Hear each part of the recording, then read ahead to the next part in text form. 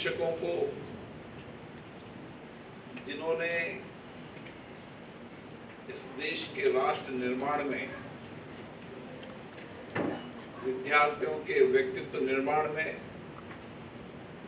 उनके सर्वांगीण विकास में जो योगदान दिया है, मैं उन सब शिक्षकों को प्रणाम करता हूँ। शिक्षक दिवस के रूप में मैं आज भारत के पूर्व राष्ट्रपति,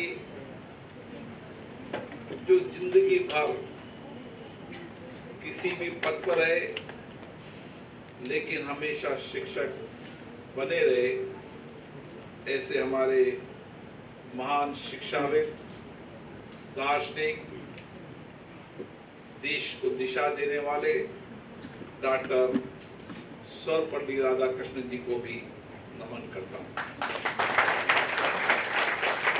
सब महापुरुषों को भी नमन करता हूँ, जिन्होंने समय समय पर इस देश के अंदर शिक्षण व्यवस्था के अंदर सुधार किया, सामाजिक व्यवस्थाओं में सुधार किया, सामाजिक आंदोलन के तहत व्यवस्था परिवर्तन करने का काम किया और साथ के साथ देश के अंदर रूढ़िवादी परंपराओं को समाप्त करने का भी कार्य किया। आज हम जिस कॉलेज की धरती पर बैठे हैं, वो धरती स्वतंत्रता सेनानियों की धरती है। स्वतंत्रता सेनानी स्वतंत्रता आंदोलन की योजना बनाते थे, देश के लिए मर मिटने का संकल्प लेते थे। इस कॉलेज की मिट्टी की एक महत्ता भी है और इस कॉलेज की दूसरी महत्ता ये कि महात्मा हंसराज जी के नाम से कॉलेज है। जब आप हंसराज जी महाराज के जीवन को पढ़ते हो,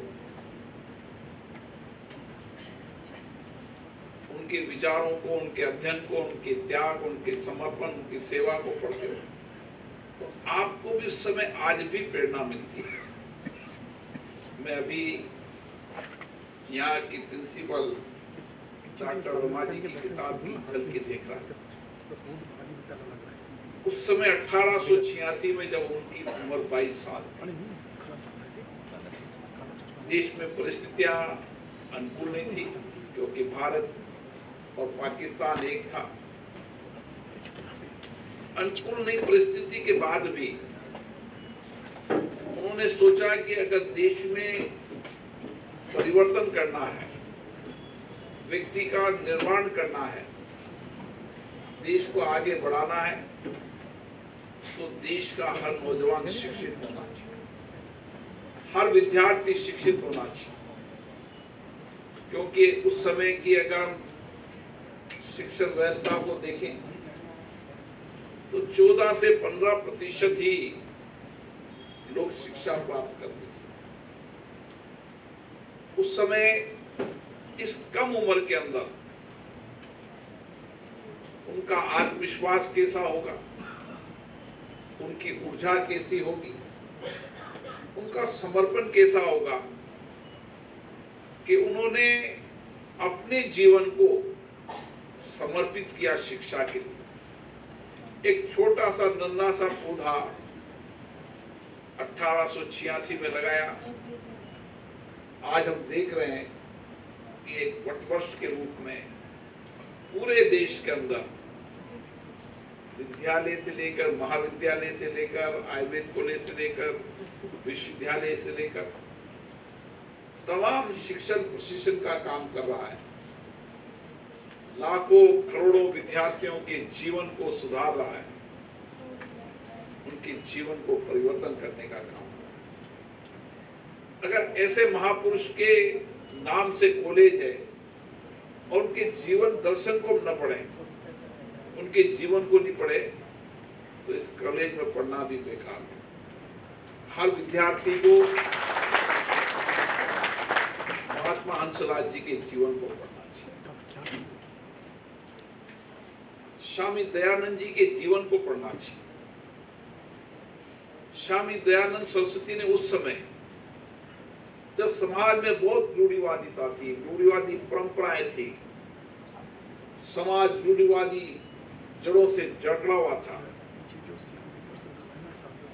और रूढ़िवादी के साथ एक पाश्चात्य संस्कृति का उदय होने वाला था। उस समय उन्होंने एक नया दर्शन दिया जो हमारी वैदिक परंपरा थी, जो बरसों पुरानी वैदिक परंपरा थी। उस वैदिक परंपरा से व्यक्ति के जीवन और सत्य के मार्ग पर चलने की दिशा, और इसीलिए स्वामी दयानंद जी सरस्वती ने समाज के अंदर बहुत बड़ा परिवर्तन किया। और उस समय विशेष रूप से महिला शिक्षा के लिए संघर्ष करना पड़ा, समाज से ही संघर्ष करना पड़ा। जब आप ज्योतिबा फूले, सावित्री फूले के जीवन को, दर्शन को देखोगे तो आपको लगेगा कि किस तरीके से महिला शिक्षा के लिए उस समय समाज में संघर्ष करना पड़ा, अपने समाज से लड़ना पड़ा। बाबा साहब अंबेडकर जी की पत्नी को महिला शिक्षा के लिए आंदोलन करना पड़ा, जन आंदोलन करना पड़ा। उस समय के समाज से चुनौतियों से लड़ने का साहस हमारे महापुरुषों में था। और इसीलिए शिक्षक दिवस भी हमें उस महापुरुषों के जीवन दर्शन से एक नई प्रेरणा मिलती, नई दिशा मिलती है। आज परिस्थितियां परिवर्तन होगी। जब हमारा देश आजाद हुआ था उस समय हमारी जनसंख्या का 18% साक्षर था। आज समाज जीवन के अंदर एक नया परिवर्तन आया है और इस परिवर्तन को करने में कई महापुरुषों का जीवन, समर्पण, त्याग और बलिदान तक रहा। क्यों 2 लड़ाई लड़नी पड़ रही थी उस समय। एक अंग्रेजों से लड़ाई लड़नी पड़ रही थी, एक अपने समाज से लड़ाई लड़नी पड़ती। अब हम कल्पना कर सकते हैं कि महिला शिक्षा के लिए भी अपने समाज से संघर्ष करना पड़े। ऐसे समाज के परिवर्तन करने में कितने लोगों की जीवन तप तपस्या समर्पित देश को हुई। और आज जब परिस्थितियां परिवर्तन हुई है तो मैं नौजवान विद्यार्थियों को कहना चाहता हूं कि आज समाज जीवन के अंदर हमें जो मिल रहा है वो उनकी समर्पण, सेवा, बलिदान के त्याग के कारण मिल रहा है। और आज की परिस्थितियों में जब हमारे पास सब संसाधन है, हम टेक्नोलॉजी के नए जमाने में आए, उस समय शिक्षक दिवस पर हमारा भी संकल्प होना चाहिए कि एक कॉलेज का विद्यार्थी ये संकल्प ले कि जो अभी भी अशिक्षित है उस समाज को शिक्षित करने का दायित्व मेरा है। मैं उस समाज को, उन साधनहीन लोगों को, समाज के वंचित गरीब लोगों को के जीवन बदलने में मेरा भी कोई ना कोई संकल्प होना चाहिए। मेरा भी इस देश में कुछ ना कुछ योगदान होना चाहिए। और ये योगदान करने के लिए हमें महापुरुषों के जीवन दर्शन को पढ़ना पड़ेगा, तो आप अपना आपको प्रेरणा मिलेगी। आज भी मैं कई जो शिक्षक नहीं है, जिन्होंने शिक्षण प्रशिक्षण का काम नहीं किया, उनके कई जीवन दर्शन है, जिन्होंने जो धन जुटाया वो समाज के वंचित गरीब लोगों के जीवन को शिक्षा देने के लिए समर्पित कर दिया। क्योंकि हमें अगर देश को आगे बढ़ाना है, देश के अंदर नया परिवर्तन लाना है, तो हमें एक ऐसे शिक्षित समाज का निर्माण करना होगा जिससे हम दुनिया में नेतृत्व कर सकें। हम दुनिया में नेतृत्व करने की क्षमता इसलिए है कि हमारी विरासत और हमारी विरासत के साथ हमारी संस्कृति हमेशा शिक्षा के प्रति समर्पित रही है और हमारी संस्कृति में हमेशा शिक्षक को हमारा सबसे उच्च स्थान रहा है। अभी नवीन जी ने जिक्र किया गुरु गोविंद का, तो शिक्षक ही जीवन के अंदर व्यक्ति को राह बताता है, भ्रम चुनौतियों का सामना करने की सामर्थ्य पैदा करता है, उसके जीवन के रास्ते बताता है, सर्वांगीण विकास करता है।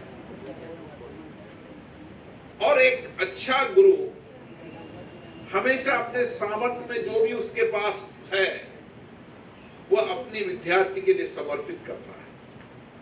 कई विद्यार्थियों के ने देखा होगा कि उनके गुरु सारा समय अपने विद्यार्थियों पे समर्पित कर देते हैं, न उनको पुत्र मोह रहता न पुत्री मोह रहता, उनका मोह एक ही रहता है कि मेरा विद्यार्थी देश दुनिया का सबसे बड़ा आदमी रहा। ये और इसीलिए मैं आज सभी देश के शिक्षकों को नमन करता हूं कि आज भारत जिस तेजी से आगे बढ़ रहा है उनमें उन सब महापुरुषों का योगदान है, उन सब शिक्षकों का योगदान है जिसके कारण भारत आज तेजी से बढ़ रहा है। दुनिया के अंदर आप देखोगे तो दुनिया के हर विकसित देशों के अंदर भी भारत के नौजवान विद्यार्थियों का योगदान है। आप दुनिया के किसी भी विकसित देश में चले जाएं, हर विकसित देश के अंदर उस देश की विकास यात्रा के अंदर उनमें टेक्नोलॉजी से लेकर नए इनोवेशन में, नए रिसर्च में किसका योगदान है? तो भारत के नौजवान का है। क्योंकि भारत के नौजवान की बौद्धिक क्षमता, उनका आत्मविश्वास, उनके चुनौतियों से लड़ने की क्षमता उसको इस विरासत से मिले, इसका आध्यात्मिक संस्कृति ज्ञान से मिली है। मुझे गर्व होता है जब मैं विकसित राष्ट्र में जाता हूँ और देखता हूँ कि भारत का विद्यार्थी ही वहाँ टेक्नोलॉजी के अंदर सबसे आगे है।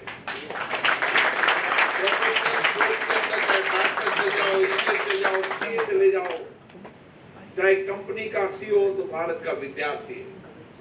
और दुनिया के अंदर विकसित देशों के अंदर जिस तरीके से युवा जनसंख्या की कमी होती जा रही है, एक समय आएगा जब भारत का नौजवान दुनिया में नेतृत्व करेगा और उस दुनिया की विकास यात्रा में भारत के नौजवान का योगदान